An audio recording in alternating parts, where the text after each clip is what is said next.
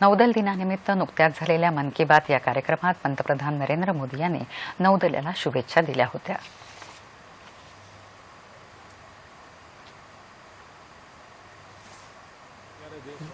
4 दिसंबर को हम सब नेवी डे नौसेना दिवस मनाएंगे। भारतीय नौसेना हमारे समुद्र तटों की रक्षा और सुरक्षा प्रदान करती है। मैं नौसेना से जुड़े सभी लोगों का अभिनंदन करता हूं। आप सभी जानते ही होंगे कि हमारी सभ्यता का विकास नदियों के किनारे हुआ है, चाहे वह सिंधु हो, गंगा हो, यमुना हो, सरस्वती हो। हमारी नदियां और समुद्र आर्थिक और सामरिक स्ट्रैटेजिक दोनों पर्पज के लिए महत्वपूर्ण है। वे पूरे विश्व के लिए हमारा गेटवे है। इस देश का, हमारी इस भूमि का महासागरों के साथ अटूट संबंध रहा है। और जब हम इतिहास की ओर नजर करते हैं तो 800-900 साल पहले चोल वंश के समय चोल नेवी को सबसे शक्तिशाली नौसेनाओं में से एक माना जाता था।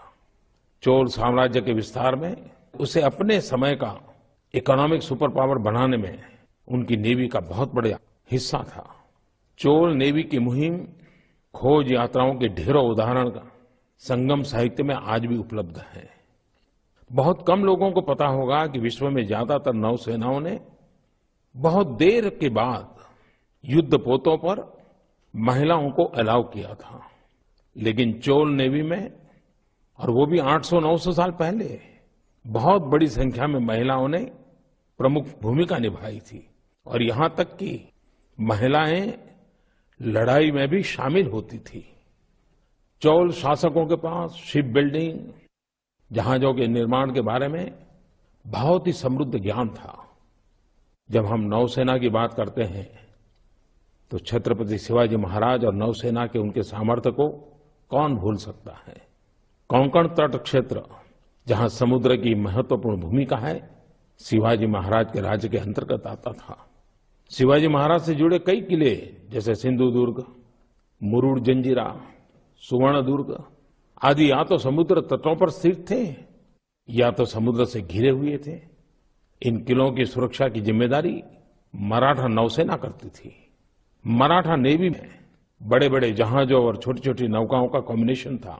उनके नौसैनिक किसी भी दुश्मन पर हमला करने और उनसे बचाव करने में अत्यंत कुशल थे। और हम मराठा नेवी की चर्चा करें और कान्होजी आंग्रे को याद न करें, ये कैसे हो सकता है। उन्होंने मराठा नौसेना को एक नए स्तर पर पहुंचाया और कई स्थानों पर मराठा नौसैनिकों के अड्डे स्थापित किए। स्वतंत्रता के बाद हमारी भारतीय नौसेना ने विभिन्न अवसरों पर अपना पराक्रम दिखाया, चाहे वो गोवा के मुक्ति संग्राम हो या 1971 का भारत पाक युद्ध हो। जब हम नौसेना की बात करते हैं तो सिर्फ हमें युद्ध ही नजर आता है, लेकिन भारत की नौसेना मानवता के काम में भी उतनी ही बढ़ चढ़ करके आगे आई है।